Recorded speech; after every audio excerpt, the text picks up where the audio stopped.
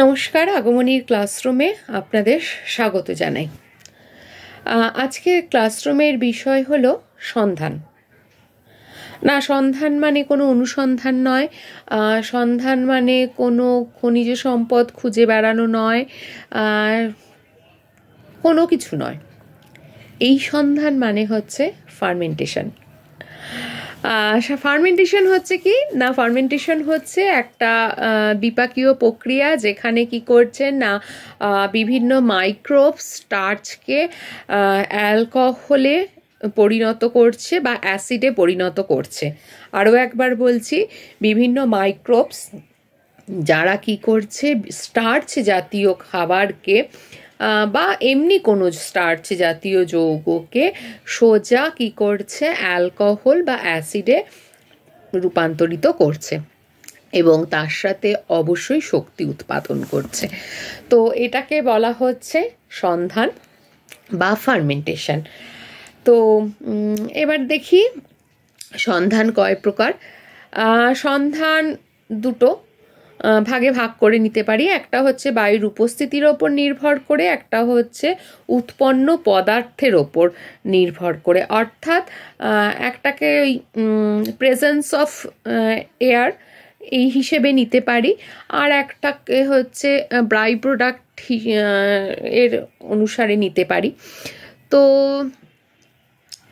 এবার যেটা হচ্ছে যে বায়ুর উপস্থিতিতে আমরা কিভাবে উপস্থিতি বা অনুপস্থিতি, হ্যাঁ, অর্থাৎ বায়ুর উপস্থিতি বা অনুপস্থিতিতে আমরা দুভাগে ভাগ করতে পারি। যদি বায়ুর উপস্থিতিতে হয় তাহলে তাকে সবাত, আর যদি বায়ুর অনুপস্থিতি হয়ে থাকে তাহলে তাকে অবাত বলবো। আচ্ছা, সবাতের উদাহরণ কি হতে পারে? বিভিন্ন বায়োরিয়াক্টর। অবাতের ক্ষেত্রে হতে পারে অনেক বিক্রিয়া, অনেক বিক্রিয়া অবাতের ক্ষেত্রে আছে। আচ্ছা, এবার হচ্ছে উৎপন্ন পদার্থের ওপর। এক হতে পারে যে ল্যাকটিক অ্যাসিড সন্ধান একটা, 2 নম্বর হচ্ছে ইথানল, 3 নম্বর হচ্ছে অ্যাসিটিক অ্যাসিড। আবারও বলছি, ল্যাকটিক অ্যাসিড সন্ধান, ইথানল সন্ধান, অ্যাসিটিক অ্যাসিড সন্ধান। অর্থাৎ যে বিক্রিয়াটা হচ্ছে, যে ফার্মেন্টেশনটা হচ্ছে, তার ফলে কি তৈরি হচ্ছে। মনে রাখতে হবে প্রত্যেক ক্ষেত্রেই কিন্তু শক্তি উৎপাদিত হচ্ছে। অর্থাৎ কিন্তু সন্ধান প্রক্রিয়াটা কিন্তু ভীষণ এসেনশিয়াল শক্তি উৎপাদনের জন্য। সেটা বহু ক্ষেত্রে আমাদের শরীরের জন্য, বহু ক্ষেত্রে অন্যান্য বিক্রিয়ার ক্ষেত্রেও।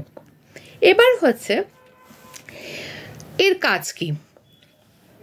যদি এটা আমাদের শরীরের ক্ষেত্রে আমরা ধরি, তাহলে কি হচ্ছে যে কোষের যে রাসায়নিক শক্তিটা আছে সেটাকে ব্যবহার করা, ঠিক আছে, করে আমাদের কোষে যে শর্করাগুলোকে আছে সেগুলো বিশ্লিষ্ট করে সেখান থেকে ওই অ্যালকোহল বা অ্যাসিড তৈরি করা এবং প্রচুর মলিকুল এটিপি উৎপন্ন করা। আর যদি এমনি কোনোভাবে আমরা এটাকে তৈরি করতে যাই, কিছু ফার্মেন্টেড করতে যাই জিনিস, বা কোনো কিছুকে ওই যেটাকে আমরা বলি না গেজিয়ে তোলা, যে যদি সেটা এমনি করতে চাই কোনোভাবে, তাহলে কিন্তু সেক্ষেত্রেও কিন্তু শক্তি উৎপাদিত হয়। তাই জন্য দেখবেন প্রচুর কোনো গেজিয়ে যাওয়া জিনিস ভীষণ গরম হয়, এই হিট জেনারেট করে।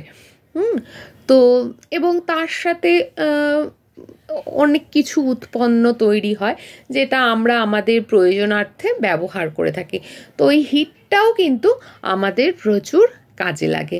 সুতরাং সন্ধান কিন্তু আমাদের শরীরের জন্য যেমন দরকার, আমাদের ব্যবসায়িক দিকেও কিন্তু বহু ক্ষেত্রে সন্ধান প্রক্রিয়াটা ব্যবহার করা হয়। তাই আমার মনে হলো যে এই বিষয়টা একটু আমাদের আলোচনা করা দরকার, যে সন্ধান কিভাবে আমরা বহু রকম পানীয় ব্যবহার করি যেগুলো হচ্ছে কম বেশি ফার্মেন্টেড। হ্যাঁ, তো পানীয় শিল্পের ক্ষেত্রে কিন্তু সন্ধানের একটা বড় ব্যবহার রয়েছে।